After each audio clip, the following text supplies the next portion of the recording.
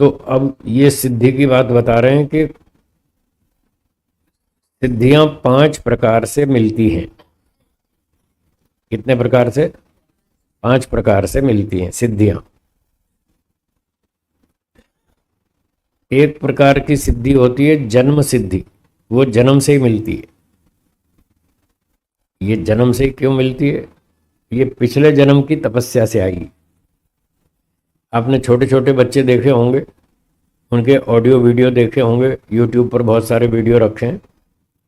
कोई 8 साल का, कोई 9 साल का बच्चा बढ़िया गीता पाठ कर रहा है, कोई प्रवचन दे रहा है, कोई उपनिषद पे बोल रहा है, कोई वेद मंत्र सुना रहा है, किसी ने वेद का रट्टा मार लिया।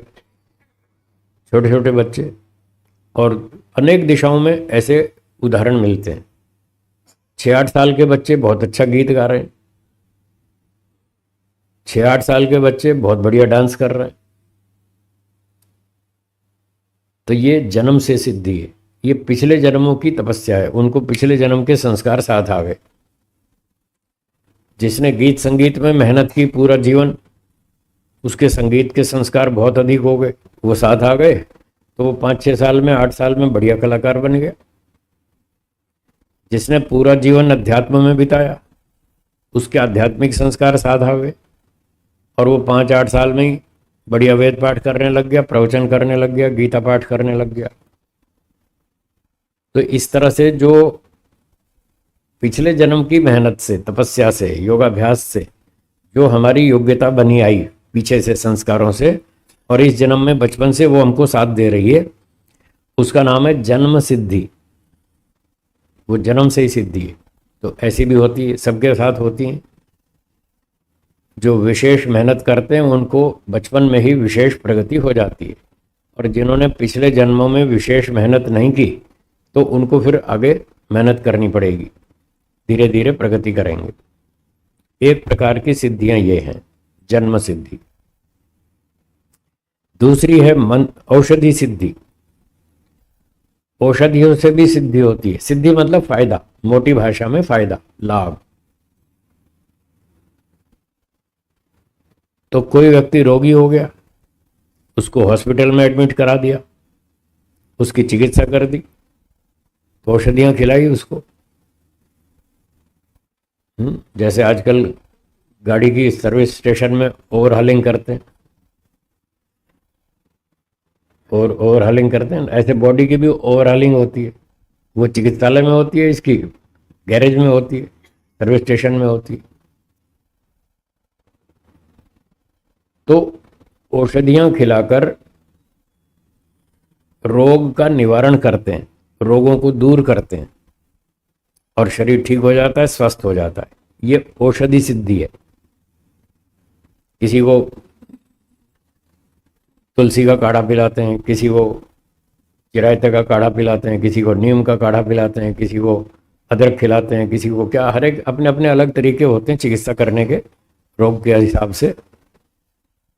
तो इस प्रकार से रसायन आदि का प्रयोग करके, च्यवनप्राश खिला खिला करके और सारी शुद्धि शरीर शोधन करके शरीर को अच्छा स्वस्थ बना देते हैं।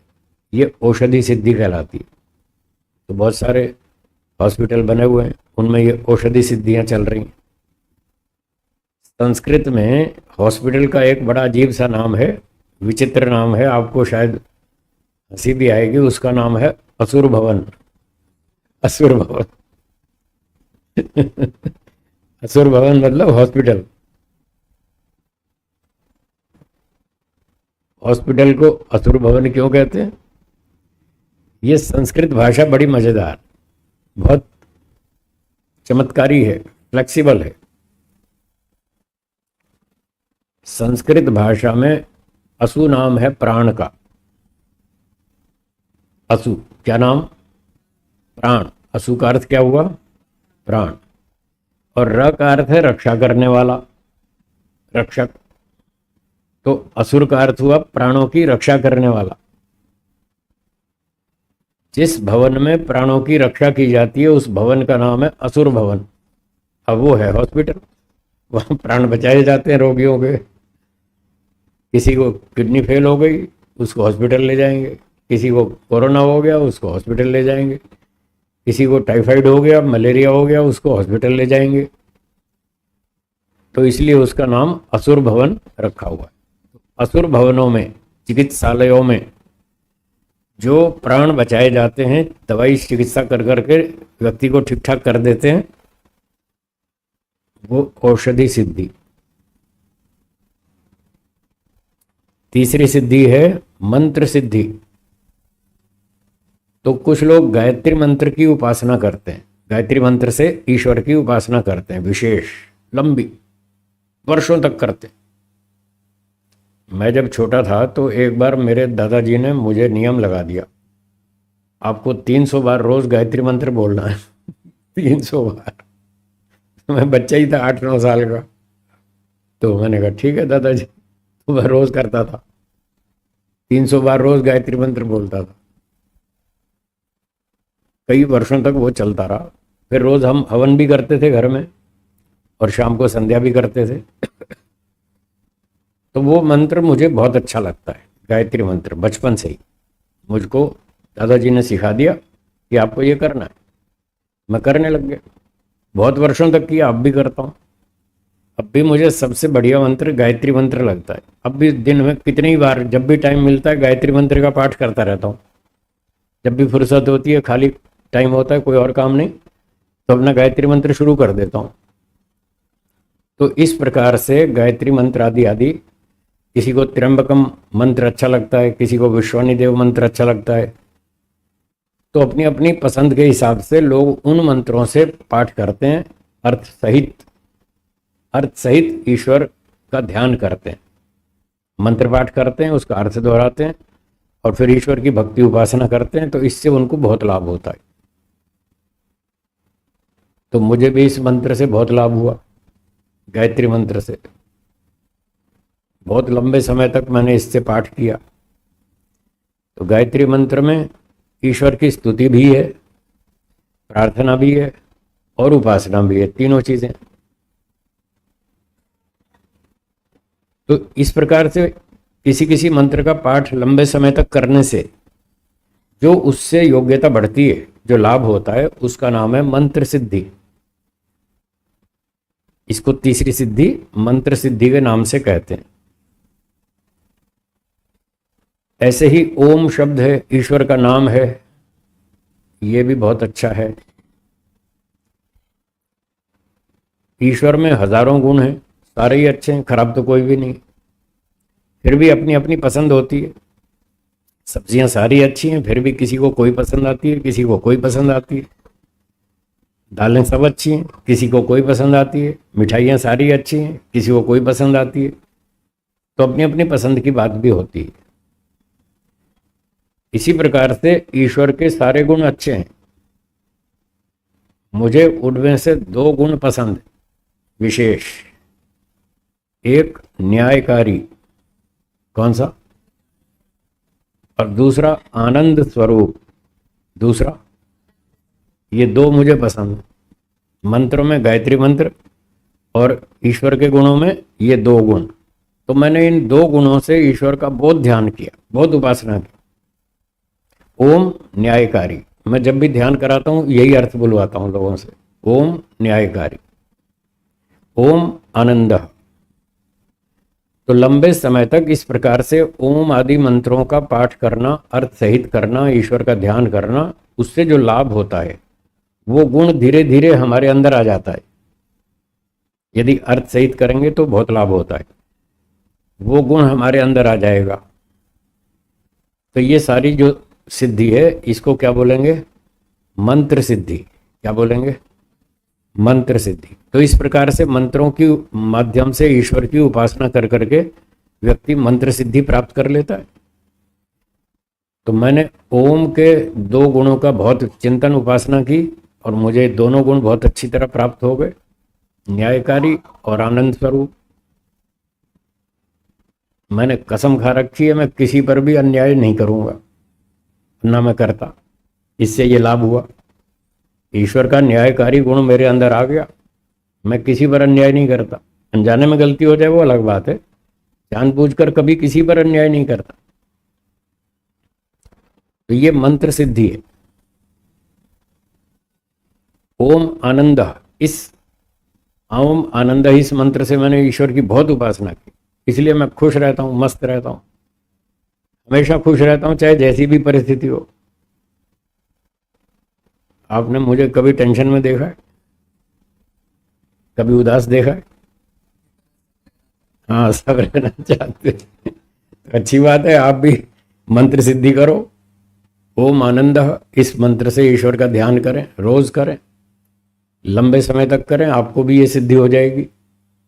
ओम न्यायकारी, इस तरह से ईश्वर का ध्यान करें, और आपको जो भी कोई गुण पसंद हो उसी गुण से करें। वो तो हर एक की अपनी अलग अलग पसंद भी हो सकती है, पर मुझे ये दो चीज़ें बहुत पसंद हैं, मैं इनका बहुत उपासना करता हूँ और मुझे बहुत लाभ है। गायत्री मंत्र से उपासना करता हूँ, धियो यो न प्रचोदयात्, हे भगवान हमारी बुद्धि को अच्छा बनाओ और अच्छे रास्ते पर चलाओ।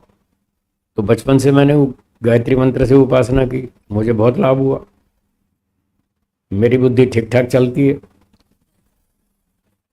हाँ या ना? आपको कैसा लगता है, ठीक चलती है? तो भगवान ने बुद्धि अच्छी दी और ठीक भी चलती है। भगवान ने मेरी प्रार्थना खूब अच्छी तरह सुनी, तो उससे मुझे बहुत लाभ है। ऐसे ही सबको लाभ लेना चाहिए। ये हो गई मंत्र सिद्धि। चौथी है तपस्या वाली सिद्धि, तप सिद्धि। तो जैसे तपस्या करते हैं उससे भी बहुत सारा लाभ होता है। तपस्या में बताया था भूख प्यास, गर्मी ठंडी, है मान अपमान, सुख दुख, हानि लाभ, ये दो दो के जोड़े हैं, युगल। इसको द्वंद्व कहते हैं, संस्कृत भाषा में इसको क्या बोलेंगे? द्वंद्व। तो इन द्वंद्वों को सहन करना, इनको सहन करने से हमारी सहन शक्ति बढ़ती है। ये सिद्धि होती है, हमारी सहन शक्ति बढ़ जाती है। मान अपमान को सहन करने से सहन शक्ति बढ़ती है। तो फिर जब कहीं सम्मान मिल जाए तो ठीक है, और ना मिले, कहीं अपमान हो जाए तो भी व्यक्ति घबराता नहीं है। ये उसकी विशेषता होती है। हर आदमी ऐसा नहीं कर पाता। कोई कोई तो बस इतनी सी बात से दुखी हो जाते हैं, उसने मुझे ऐसा बोला क्यों, बस इसी में उनकी सारी रात नींद खराब हो जाती है। उसने मुझे ऐसा बोला क्यों, उसकी क्या औकात है मुझ पर ऐसी बात कहने की, मुझ पे ऐसा आरोप लगाने की, उसने मुझे ऐसा बोला क्यों।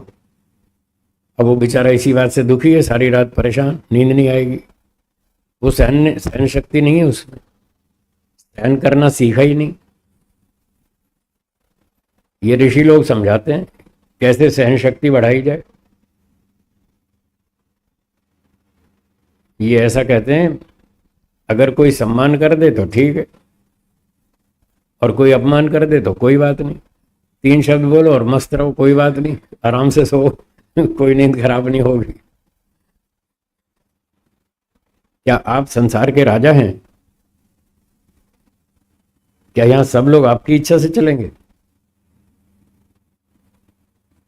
फिर उसने कुछ कह दिया तो क्यों दुखी हो रहे हो? वो कोई आपका गुलाम थोड़ी है, कोई आपके अधीन नहीं है, आपका नौकर नहीं है, आपका बेटा नहीं है, आपका चेला नहीं है, आपका खरीदा हुआ आदमी नहीं है। वो भी स्वतंत्र है, आप स्वतंत्र है, वो भी स्वतंत्र है। आपकी बुद्धि अपनी है, उसकी अपनी है। आप भी तो कुछ कुछ बोलते रहते हैं दूसरों के लिए, हाँ या ना? फिर आपको कोई जबान पकड़ लेता आपकी, आपने ऐसा क्यों बोला? बस जो हमें ठीक लगा बोल दिया। जैसे आप स्वतंत्र हैं ऐसे वो भी स्वतंत्र है। आप कुछ भी बोलते हैं किसी के बारे में, वो भी कुछ भी बोल देता है। फिर बोल दिया तो क्या हो गया, कोई बात नहीं, 3 शब्द बोलो, कोई बात नहीं, और मस्त रहो। ये है तपस्या वाली सिद्धि। ऐसे तपस्या करनी पड़ती है। बोल दिया कोई बात नहीं, वो स्वतंत्र है। क्यों बोला? इसलिए बोला, उसकी इच्छा ऐसी है। क्या बताया मैंने? उसने ऐसा क्यों बोला, उसकी इच्छा ऐसी है। दूसरी बात, उसकी बुद्धि ऐसी है, इसलिए बोला। बस ये 2 वाक्य याद रखें, उसकी इच्छा ऐसी है, उसकी बुद्धि ऐसी है, इसलिए बोला। और वो बोलने में स्वतंत्र है, बोलेगा, आप क्या कर लेंगे? बाद में आप कुछ भी कर लें, उसको मार लें, पीट लें, थप्पड़ मारें, उसको जेल में डलवाएं, कुछ भी होता रहे, पर बोलने को तो वो स्वतंत्र है, बोल जाएगा। उसके इतना सा बोलने से इतना दुखी मत हो, थोड़ा सहन कर लो, ये तपस्या है। तो इस तरह से जो व्यक्ति अभ्यास करता है तो उसको ये सिद्धि प्राप्त हो जाती है। कोई कुछ भी कहता रहे, उसको कोई परवाह नहीं है। कल रात को मुझे एक व्यक्ति ने एक लिंक भेजा यूट्यूब पर, यूट्यूब का लिंक भेजा। मैंने उसको खोला और देखा क्या है इसमें। एक व्यक्ति मेरे ऊपर आरोप लगा रहा है, वहाँ मेरे विरुद्ध बोल रहा है कि स्वामी विवेकानंद जी आर्य समाज में और वो आत्मा के विषय में ऐसा ऐसा बोलते हैं। तो मैंने उसको देखा, वो मेरे खंडन कर रहा था। मैंने कहा कोई बात नहीं, मैं तो मस्त हो गया, सो गया रात को, मुझे कोई चिंता नहीं है। बोलते रहते हैं, बोलने वाले बोलते रहेंगे, कुछ भी बोलते रहेंगे। उनकी जितनी बुद्धि है, जितनी योग्यता है, उतना ही तो बोलेंगे। लोग ईश्वर को नहीं छोड़ते, मैं क्या चीज हूं? ईश्वर ईश्वर के बारे में नहीं बोलते, उल्टा सीधा बोलते हैं ना। जितने झूठे आरोप लोग ईश्वर पे लगाते हैं, उतने किसी पे भी नहीं लगाते।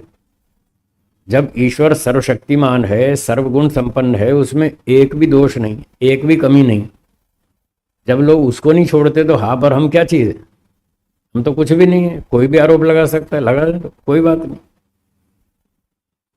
तो उस समय अपने मन को शांत रखने के लिए ये 3 शब्द बोलें, कोई बात नहीं। आपके घर की बात कहूं, आपकी सास ने कुछ आरोप लगा दिया, नो टेंशन, चिंता मत करो, मन में 3 शब्द बोलो, कोई बात नहीं। आपकी बहू ने कुछ उल्टा सीधा बोल दिया तो सास को ये सोचना चाहिए कोई बात नहीं, बेचारी बहू है, नई आई है, अभी इसको इतनी अनुभव नहीं है, धीरे धीरे सीख जाएगी, समझ जाएगी। और बहू क्या सोचेगी, चलो बड़े हैं, कह दिया कोई बात नहीं। और फिर इंसान है, इंसान से गलती हो जाती है। उन्होंने गलत आरोप लगा दिया बिना समझे, पूरी बात को समझा नहीं और ऐसे ही लगा दिया आरोप, चलो कोई बात नहीं। ऐसे ऐसे रास्ता निकाल के आदमी अपनी सहन शक्ति को बढ़ावे तो वो ठीक ठाक जी लेगा, शांति से खा भी लेगा, सो भी जाएगा। और इसी बात पे अटकी रही सुई, ऐसा क्यों बोला, तो बस फिर सारी नींद खराब, सारी रात भर दुखी होते रहेंगे और महीनों तक क्या, वर्षों तक भी दुखी रहेंगे।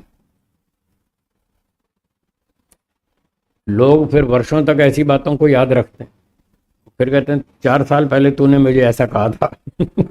4 साल तक उसको लटकाए रखते हैं दिमाग में। बताओ कैसे कैसे जिएंगे? तो पुरानी बातों को तो भूल जाओ। जो दुखदायक घटनाएं, खराब घटनाएं, अपमान की घटनाएं आपके साथ हो गई भूतकाल में, उनको तो भूल जाओ, उनको याद मत कीजिए। जितना याद करेंगे उतना दुख बढ़ेगा, भूल जाइए। और वर्तमान की कोई ताज़ी घटना हो तो भी उसको उड़ा दो हवा में, ठीक है, कोई बात नहीं, जाने दो। अपना आराम से खाओ पियो, पढ़ाई लिखाई करो, ध्यान करो, समाज सेवा करो, मस्त रहो। ऐसे सहन शक्ति बढ़ती है, ये ऋषियों ने सिखाई। ऐसे सोचिए, ये ऋषियों ने बताई विद्या। तो एक व्यक्ति ने कहा जी वो हमारे बारे में झूठी बात फैलाता है समाज में, तो उससे हमारी प्रतिष्ठा बिगड़ती है, लोग हमको वैसा ही समझने लगेंगे जैसा वो आरोप लगा रहा है, तो उससे हमको नुकसान होगा, फिर क्या करें? उसका उत्तर ये है, जब आपको लगे कि इसने जो मुझ पे झूठा आरोप लगाया, इससे समाज में मेरी प्रतिष्ठा बिगड़ रही है और लोग मुझे वैसा दोषी, अपराधी मानने लगे हैं या मानने लगेंगे, ऐसी आशंका हो जाए, तो उसका उत्तर है समाज के 4 बुद्धिमान लोगों को इकट्ठा करो। 4, 2, 3, 4 बुद्धिमान लोगों को इकट्ठा करो और उस आरोप का स्पष्टीकरण उनको समझा दो कि ये झूठा आरोप है, मैंने ऐसा कोई दोष नहीं किया, जो मुझ पे आरोप लगाया जा रहा है ये झूठा है। और आपको परीक्षा करनी हो तो कर लो, मैं आपके सामने हूं, जाओ परीक्षा कर लो। अगर जो आरोप मुझ पर लगाया गया है, यदि ये आरोप प्रमाण तर्क से सिद्ध हो जाए कि हाँ मैं दोषी हूं, तो मैं सबके सामने दंड लूंगा। 4 बुद्धिमानों को ये बता दीजिए, यदि मैं दोषी पाया गया तो मैं सबके सामने दंड लूंगा, आप जो दंड दोगे मुझे स्वीकार है। और अगर ये आरोप झूठा निकला तो जिसने आरोप लगाए उसको भी समझा देना कि वो ऐसी असभ्यता बार बार ना करे,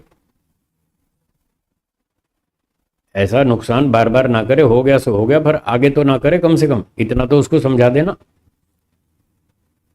और वैसे तो वो दंड का पात्र है, उसने मेरे बारे में झूठा बात फैलाई, उसको दंड मिलना चाहिए।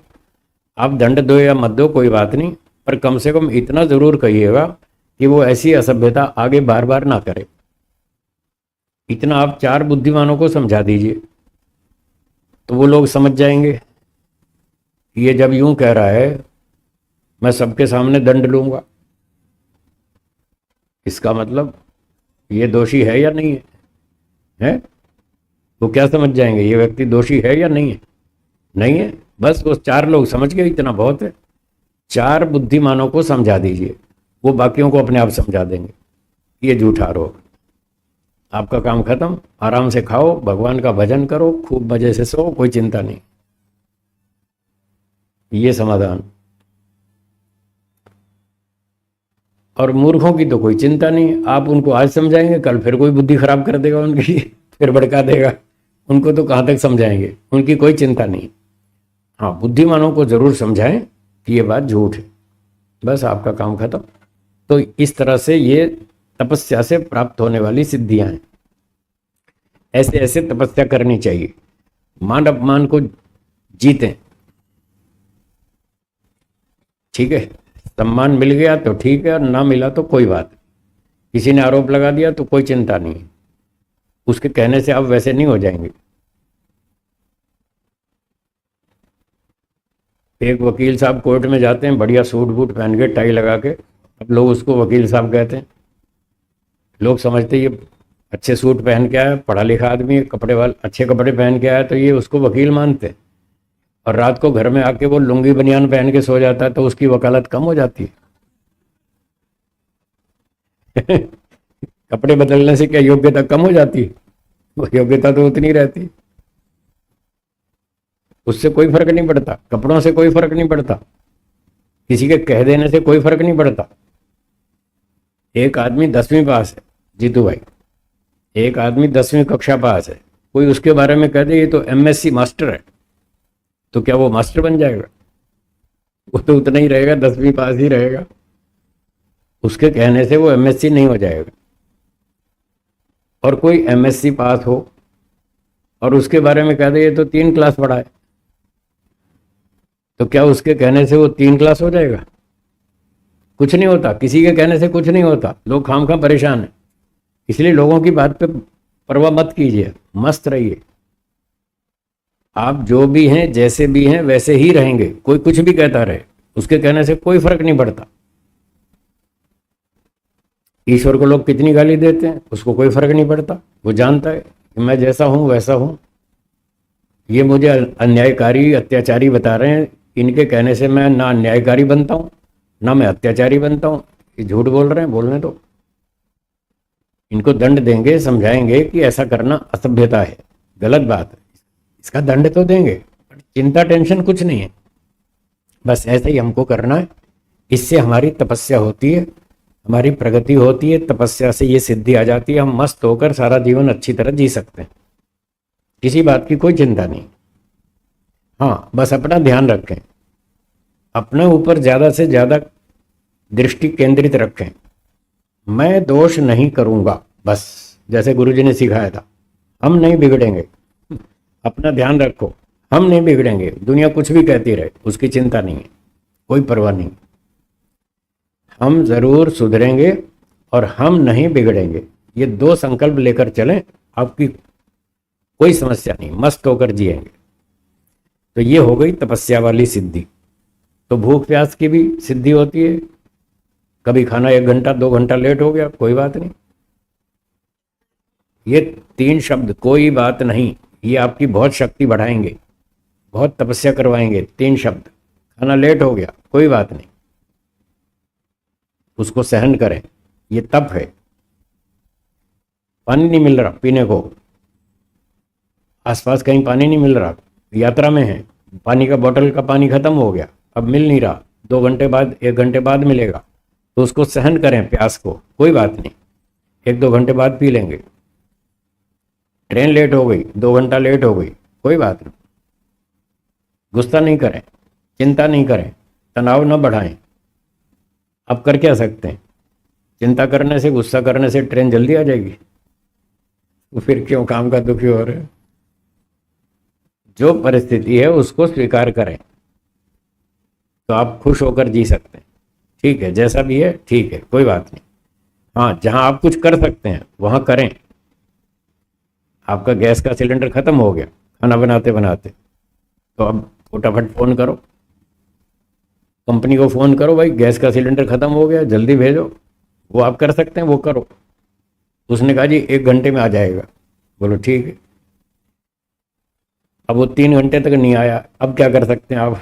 अब कुछ नहीं कर सकते। जो आप कर सकते थे आपने कर लिया, फोन कर सकते थे कर लिया, सूचना दे सकते थे दे ली। 1 घंटे में नहीं आया तो रिमाइंडर करा दिया, फिर फोन कर दिया जी 1 घंटा हो गया, अभी सिलेंडर आया नहीं। आप रिमाइंडर कर सकते हैं, बस इससे ज़्यादा आप कुछ नहीं कर सकते। तो उससे ज़्यादा टेंशन भी ना करें। इस तरह आपकी सहन शक्ति बढ़ेगी, सब क्षेत्रों में बढ़ेगी। उससे जो आपको लाभ होगा वो है तपस्या वाली सिद्धि, तप सिद्धि। तो ये भी बहुत अच्छी है, आवश्यक है, ये भी करनी चाहिए। 5वीं सिद्धि है समाधि से होने वाली, समाधि सिद्धि। उसका उल्लेख तीसरे पाद में कर दिया। बहुत सारी सिद्धियां बताई थी तीसरे पाद में, वो सब समाधि सिद्धि है। हाँ जी, ठीक है। तो ये 5 प्रकार से सिद्धियां होती हैं। इन 5 प्रकार से जो सिद्धियां होती हैं, इससे हमारा विकास होता है, हमारी उन्नति होती है, हमारे चित्त में सुधार होता है, हमारे स्तर में वृद्धि होती है, सब प्रकार की उन्नति होती है, शारीरिक मानसिक बौद्धिक सब प्रकार की। ये पहले सूत्र का अर्थ हो गया। आगे